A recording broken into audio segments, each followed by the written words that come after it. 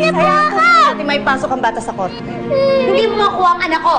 Tama na po ako! Sandali lang, sandali lang. Guguluhin lang ng babae niya ng isip Isabel, mo. mag-intay na muna tayo sa korte. Sandali lang. Ayan. Sige, subukan mo. Para makita mo yung hinahanap mo. Sagad na sagad ng guard ko sa Isabel. Baka hindi na ako makapagtimpe. Maya, anak. Sumama ka muna sa kanila, ha? Babantayan ka nila. Sige na, Mama. Mamaya magkakasama din tayo.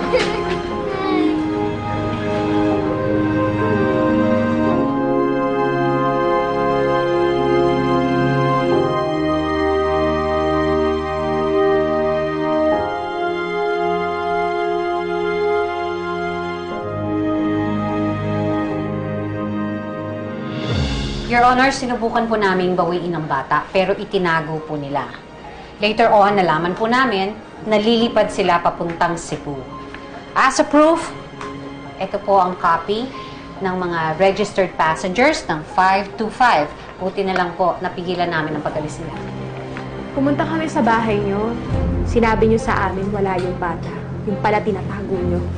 They have no proof na ginawa yun ng mga kliyente ko. Panyero, lilipad sila patungong Cebu na kasama ang anak ng kliyente ko. Hindi ba ibig sabihin nun na itinatakas nila ang bata? They are kidnapping my client's daughter.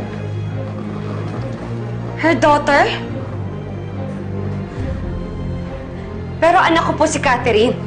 Your Honor, enclosed are the pieces of evidence na si Mrs. Scarlett Mercado ang ina ng bata.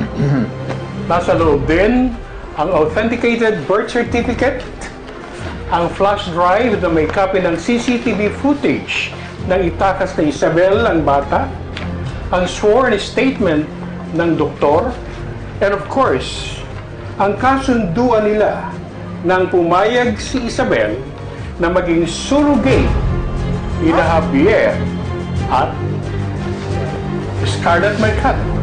Surrogate? Yes.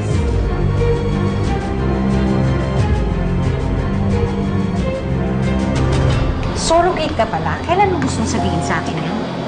Sorry po, attorney. Sorry. Di ba malinaw naman ang usapan natin? Ang sabi ko sa'yo, kailangan sabihin mo sa akin lahat. Pero totoo naman po yung sinabi ko sa inyo.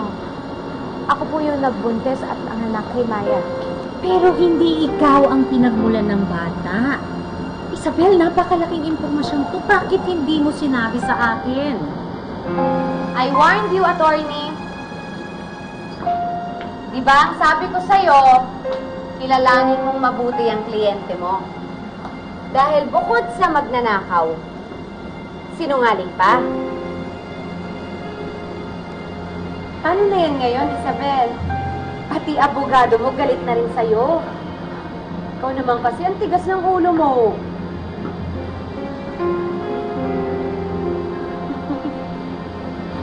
Attorney, paano po yun? Alam ko mga last ones mo yan. Andito po pala kayo. Pinapatawag na po kayo ni Judge. Nag-resume na daw po tayo.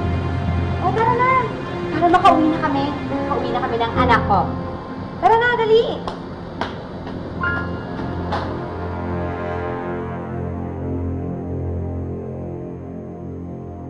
Your Honor, may I point out these pieces of evidence that are presented against my client are insufficient.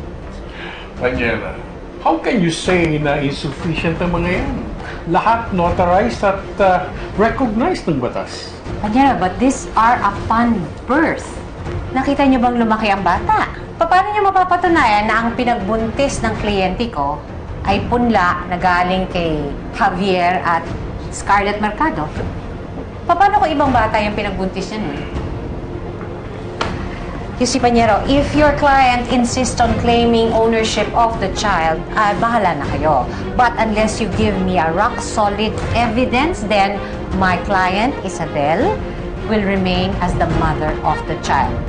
You see, the burden of proof is on your table, and that's according to the law. Okay. Totoo lahat ang sinabi ni Atty. Sondel. Kaya sa puntong ito, inuutos ko na ibalik ang bata kay Miss Salvacion. Maraming salamat po. Sandali lamang po, Judge. Ang ibig niyo sabihin, kukunin na naman sa akin ang apo ko? Attorney, paano to?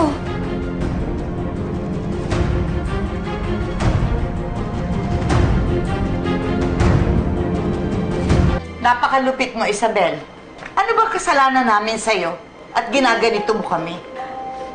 Nawala ang anak ko nang dahil sa'yo. Tapos ngayon, kukunin mo pa rin yung apo ko? Hindi pwede to. Bakit ganun? Ako po yung totoong mami ni Catherine. Hindi ko naman sinasantabi na ikaw ang ina ng bata.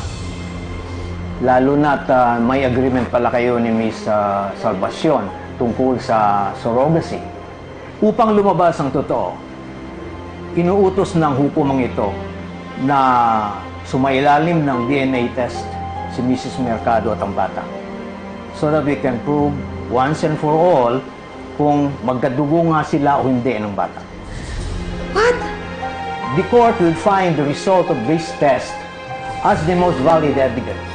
Ngayon, kung magmamatch ang DNA ni Mrs. Mercado at ng bata, then wala na tayong duda na siya nga ang ina. And definitely, sa kanya sasama ang bata. Kapag pareho po ba sila, ibig sabihin po mawawala po sa akin ang anak ko? Your Honor, hindi yata po ako makapapayag dyan sa DNA testing. Well, gusto ko lang kasi ma-settle to for good. Since wala pa tayong malinaw na batas tungkol sa surrogacy, it is best that we base it on facts. Your Honor, nagbigay na po ng sworn statement si Wanda. Siya po yung nag-asikaso ng surrogacy namin. Bakit hindi niyo na lang po tanggapin yung statement niya? O gusto niyo po bang mag-appear pa siya dito sa korte? Mrs. Mercado, akala ko ba ay ipaglalaban mo na ikaw ang ina ng bata? Hindi ko maintindihan kung bakit kumukontra ka ngayon sa DNA testing. Ano po kasi, di ba marami na po kami na ibigay na ebidensya sa inyo? Well, my decision is final until other circumstances says so. In the meantime, i-schedule ko ang inyong DNA testing sa lalong madaling panahon. Pwede ko na po bang makuha yung anak ko? Well, of course. Sa ngayon, alagaan mo siya mabuti habang nasa pundan mo siya. Ha?